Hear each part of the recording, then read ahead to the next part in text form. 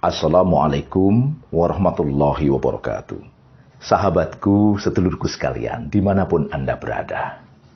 Rakyat Indonesia saat ini diibaratkan seperti jatuh kemudian tertimpa tangga. Dalam kondisi beban hidup yang berat di tengah kondisi pandemi COVID-19 seperti sekarang. Malah kemudian mereka ditimpa tangga semakin berat karena rezim negeri ini malah meneruskan pembahasan RUU Omnibus Law Ciptaker. Di mana RUU ini disinyalir kuat berpotensi akan memperparah penderitaan rakyat dan menambah kesengsaraan rakyat. Paling tidak ada dua hal alasan kenapa ini menyengsarakan dan menambah penderitaan rakyat. Yang pertama, RUU Ciptaker Omnibus Law ini bernafaskan bercorak liberalistik. Melalui RUU ini nanti, liberalisasi dan privatisasi sektor migas dan minerba akan semakin parah. Impor pangan pun akan dibuka lebar. AMDAL dan izin lingkungan direduksi demi apa? Demi membuka keran investasi. Madrasah dan pesantren pun terancam. Kemudian nelayan-nelayan kecil pun terganggu. Sementara izin untuk kapal-kapal asing menangkap ikan di zona ekonomi eksklusif Indonesia malah akan dibuka. Kita tahu semua hak-hak buruh kemudian dipangkas melalui RUU ini. Laju alih fungsi lahan pertanian pun akan semakin diperbesar. Dan yang aneh lagi, hak guna usaha itu bisa diberikan sampai 90 tahun. Padahal menurut Undang-Undang Agraria sebelumnya itu paling hanya 25 sampai 35 tahun. Dan di masa penjajahan kolonialisme Belanda pun itu maksimal cuma 75 tahun. Ini HGU dikasih 90 tahun. Lebih parah dari penjajahan di zaman Belanda. Yang kedua, RUU Ciptaker ini bercorak sentralistik oligarkis yang akan berpotensi mengarah pada otoritarianisme.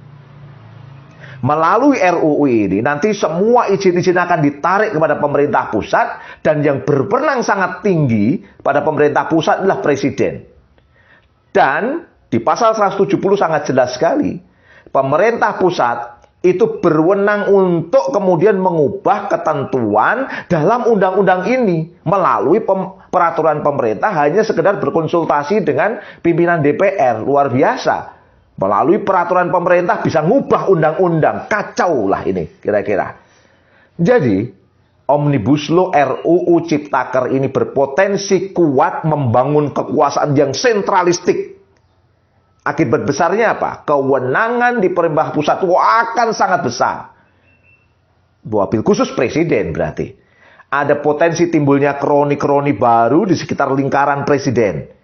Dan ini sangat mungkin. Kenapa? Karena sistem politik di negeri ini adalah oligarki. Untuk memenangi kontestasi politik, ada pemegang modal yang mendanai itu adalah para oligarki. Nah, para oligarki ini akhirnya enak dia. Dia tinggal mempengaruhi pusat, maka beres semua sampai ke daerah. Dan dia bisa melakukan represif untuk menyelesaikan masalah ini, yang melanggar bakal kena sanksi. Akhirnya apa? RUU Ciptaker Omnibus Law ini sentralistik, oligarkis, yang ujungnya otoritarianisme. Dua hal inilah yang jelas-jelas akan menyengsarakan rakyat. Paling parah lagi, banyak pasal-pasal yang telah dianulir oleh Mahkamah Konstitusi dimasukkan lagi dalam rancangan undang-undang ini. Kalau seperti ini kita tahu, MK itu penafsir konstitusi. Kalau kemudian rezim ini melalui RUU ini memasukkan hal-hal yang telah dibatalkan oleh MK, berarti dia berani mengangkangi konstitusi. Dia berani melanggar konstitusi. Pertanyaannya, yang seperti ini siapa yang mau nangkap karena dia melanggar konstitusi? Tidak ada. Karena toh DPR juga menyepakati itu. Sehingga ada beberapa orang mensinyalir kuat, menduga kuat bahwa ada persekongkolan jahat antara legislatif dengan eksekutif untuk apa? Untuk melanggar konstitusi. Mereka lah yang sebenarnya menghancurkan negeri ini.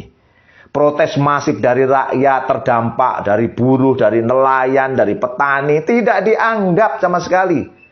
Rezim ini ndablek, kepentingan rakyat diabaikan. Malah mereka menyewa buzzer untuk kemudian mempengaruhi opini publik dengan biaya miliaran rupiah. Kalangan elit sudah terpisah rasa dengan rakyatnya. Amanat penderitaan rakyat sudah tak bisa dirasa oleh rezim negeri ini. Inilah yang sebenarnya merusak rakyat. Inilah yang benar merusak bangsa. Inilah yang menghancurkan bangsa sebenarnya. Tapi apa kemudian? Di tengah ramai protes terhadap Omnibus Law, malah kemudian ide khilafah dikriminalisasi. Para pejuangnya dilaporkan dan kemudian dikriminalisasi. Ini kan seperti Pak Ogah naik ojek. Nggak nyambung, Jack. Masalahnya di mana? Solusinya apa?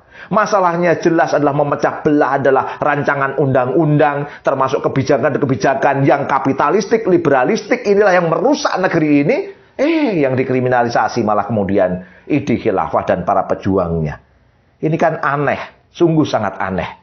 Coba, yang teriak-teriak kemarin anti HTI, anti khilafah, mempersekusi pejuangnya, yang teriak-teriak kemudian sangat tidak beradab di hadapan kiai di Pasuruan, yang melaporkan dan mengkriminalisasi Ustadz Ismail Yusanto. Apa yang mereka lakukan? Mereka diam 1000 bahasa terhadap Omnibus Law ini yang jelas-jelas merusak. Diduga kuat, sekali lagi diduga kuat. Mereka hanyalah pion dari agenda politik besar kapitalisme liberal yang oligark ini. Kita tahu khilafah itu ajaran Islam. Sehingga kalau mereka mengkriminalisasi khilafah, berarti mereka mengkriminalisasi Islam. Na'udzubillahi min dzalik. Kita nggak perlu jauh-jauh ngomongin khilafah itu ajaran Islam. Dalam buku fikih Madrasah Aliyah kelas 12 berdasarkan kurikulum 2013. Ini disebutkan dengan jelas. Saya bacakan. Menurut istilah khilafah itu berarti pemerintahan yang diatur berdasarkan syariah Islam. Khilafah itu bersifat umum, meliputi kepemimpinan yang mengurusi bidang keagamaan dan kenegaraan sebagai pengganti Rasulullah Shallallahu Alaihi Wasallam. Khilafah disebut juga sebagai imamah dan imarah. Pemegang kekuasaan khilafah disebut khalifah, pemegang kekuasaan imamah disebut imam, dan pemegang kekuasaan imarah disebut amir. Ya. Kemudian di buku itu juga sangat jelas disebutkan, bagi kaum Sunni seperti pendapat Al-Mawardi, ya saya pikir ini di kitab Ahkamus Sultaniyah ya. Kemudian Abdul Qadir Audah, bahwa khilafah dan imamah secara umum memiliki arti yang sama. Apa itu? Sistem kepemimpinan Islam untuk menggantikan tugas-tugas Rasulullah Shallallahu Alaihi Wasallam dalam menjaga agama serta mengatur urusan dunia umat Islam. Nah, di dalam buku itu juga ditegaskan, berdasarkan pendapat yang diikuti mayoritas umat Islam, muktabar, hukum mendirikan khilafah itu adalah fardu kifayah. Clear, jelas sekali kalau dari sini. Jelas, buku fikih Madrasah Aliyah kelas 12 ini lurus sesuai dengan pendapat 4 mazhab yang besar. Seperti yang disampaikan oleh Syekh Abdurrahman Al-Jaziri. Beliau menyebutkan bahwa imam mazhab yang 4, yaitu Imam Abu Hanifah, Imam Malik, Imam Syafi'i, Imam Ahmad, sepakat akan wajibnya khilafah. Karena itu mestinya nggak ada perdebatan wajib dan tidak. Karena wajibnya tegak khilafah itu sudah ma'lumun minaddin bidorurah. Sudah sangat jelas, nggak perlu ada perdebatan.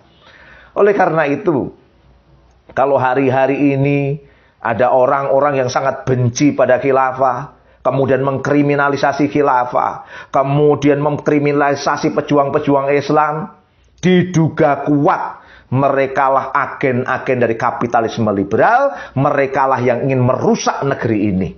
Oleh karena itu, orang-orang seperti ini nggak perlu ditakutkan. Kenapa? Karena mereka ibarat laba-laba yang sedang membuat rumah. Laba-laba itu lemah karena laba-labanya itu. Antara mereka itu sebenarnya saling serang. Antar pasangan bisa saling membunuh. Antar kawan dan teman bisa saling menelikung. Itulah laba-laba. Dan rumah yang mereka bangun itu sangat-sangat lemah. Nggak bisa melindungi mereka dari matahari. Nggak bisa melindungi mereka dari rumah. Sepertinya jejaring-jejaringnya sangat kuat sekali. Tapi mereka mudah dirusak. Itulah laba-laba yang sedang membangun rumah. Insya Allah. Allah bersama para pejuang Islam. Allah bersama para pejuang khilafah. Terus maju. Dan saya menghimbau kepada kaum muslimin semuanya. Lawan hal ini. Kriminalisasi ini jelas bagian dari hal yang buruk. Mengkriminalisasi ajaran Islam. Mengkriminalisasi khilafah dan pejuangnya berarti mengkriminalisasi ajaran Islam.